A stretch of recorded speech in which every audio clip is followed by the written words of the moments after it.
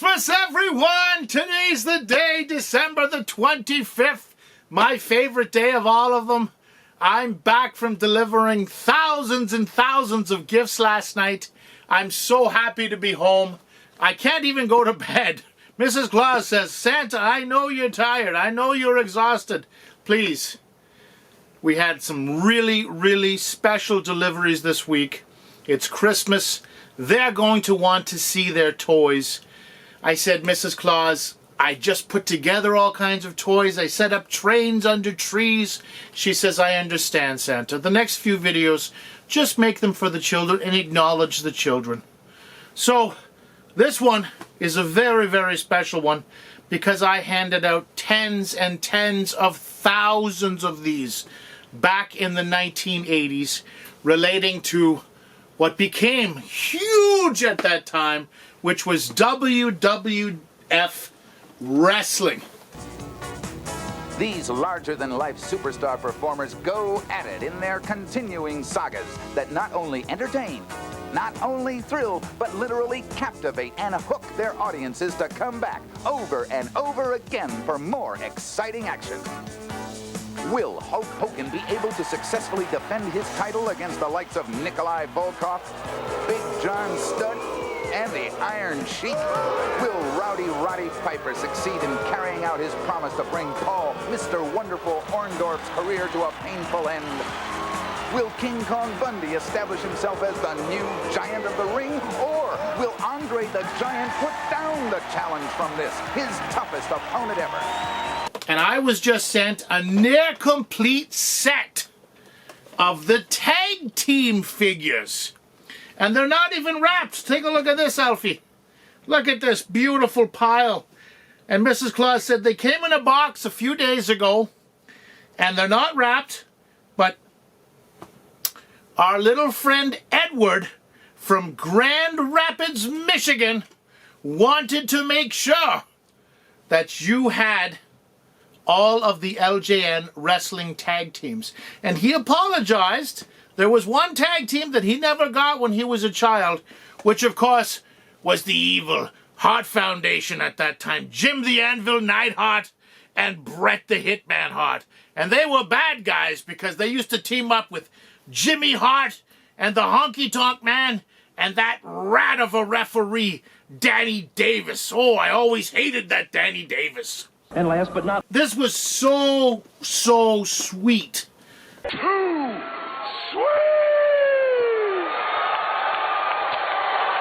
The funny thing about this tag team is this was just a way for LJN to make sure that Hulk Hogan, who was their best seller, got into another set. Because this wasn't a tag team. Hulk Hogan trained. Yes, he trained. Wasn't a tag team with Hillbilly Jim. I love how it came with these amazing wrestling belts.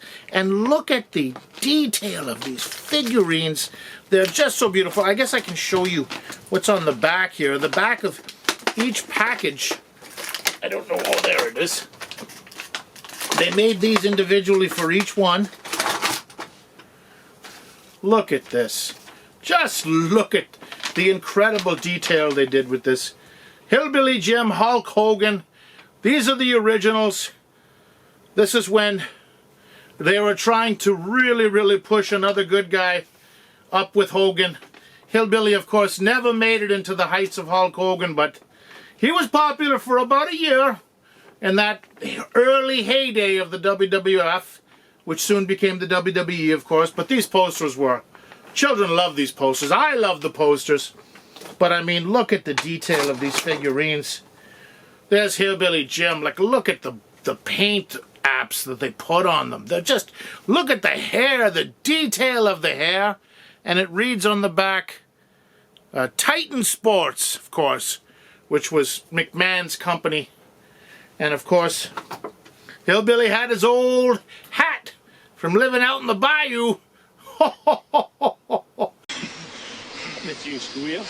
I bet you squeal like a pig. Oh, squeal. Squeal now. Squeal. Squeal. Squeal louder. Louder. Louder. Louder. But yes, Hulk Hogan with the little brown belt. And look at the detail on the Hogan. This was by far the most popular figurine. And believe it or not, folks, the LJN wrestlers, they're put out by another company. I believe it's Mattel. And they're brand new again. This is something that we collectively and WWE have wanted to do for quite a long time. And, you know, finally with WWE acquiring the LJN trademark and naming, we're able to do so the right way with classic packaging, classic looks of the figures as well. And it was the right time. And we have a great retail partner in Target who really specializes in these like legacy-based action figures. There was actually children asking for these for Christmas. I actually handed out some more Hulk Hogans this year, believe it or not, as well as I believe Jake Paul, John Cena, and who was the other one? Was it Cody Rhodes? No. I can't remember the fourth one, but they're brand new. Dusty Rhodes, of course, Dusty Rhodes, the American Dream.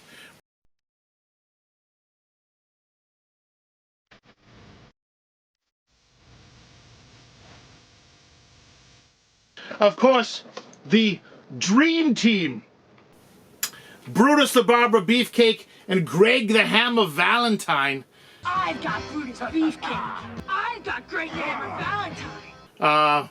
There were no Dream Team to me, I can tell you that much. But very, very popular. Of course, Brutus being one of Terry Bollea, Hulk Hogan's best friends. And that kept him in good stead with Vince McMahon for quite some time. And of course, he had many different gimmicks. And one of his favorite gimmicks, of course, was when he was the barber. But I always loved Greg Valentine, especially when he ended up with the Honky Tonk Man as part of the tag team Rhythm and Blues. Another great set. This was far, far too short of a team. They're known as Strike Force, of course. In my opinion, one of the greatest heavyweight champions in AWA history. Of course, the mighty Rick Martel. Come on, my friend, check this bottle out right now. Is it okay? So Steve Strong doesn't think there's a trick right here. Okay, that's fine. So you check the bottle. Is the bottle okay? Okay, it's okay. Now, Steve Strong, you watch this very carefully. All right? Because I can take it, and I'll show you that whatever you want, come on and give it to me, and I'm gonna take everything. So Steve Strong, watch this carefully, and I'm gonna do it for you, man. And I don't care how hard. I'm going for it. Come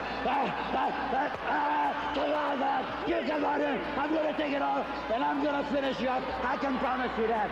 Talk about emotion. Holy cow. Can't you believe what Rick Martel just did? Wrestling fans and say, He was very, very, very big in the AWA, and Vince wanted him badly to come over to WWF. And of course, his partner, of course, Tito Santana. This is after Tom Zenk, part of the Can-Am connection with Rick Martel, left the WWE and went on to the WCW.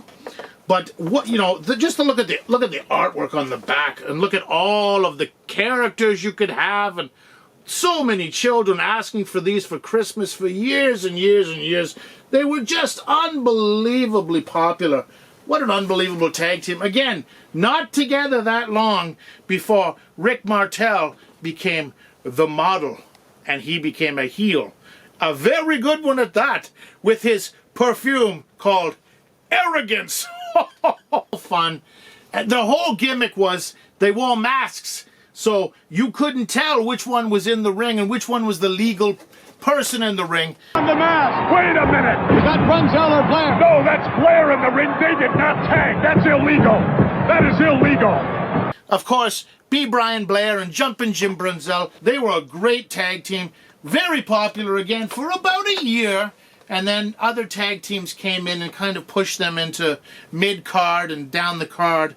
And they didn't last much longer after that. But very, very popular for a while. These guys, I mean, really, the height of tag teams was these guys right here.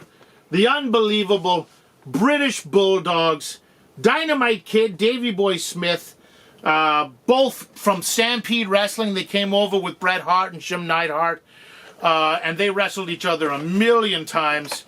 I remember those days very, very fondly, even though I was a Hart Foundation fan. Believe it or not, I was. And I didn't like the Bulldogs, but the Bulldogs had a lot going for them, of course, with their little pug they had, Matilda, the British Bulldog. And yes, they were just an incredible, incredible tag team. Davey Boy, of course, lasted a lot longer and stayed around and became the Intercontinental Champion, winning an incredible match against Bret Hart at Wembley Stadium for the IC title. And last but certainly not least, one of the absolute greatest tag teams.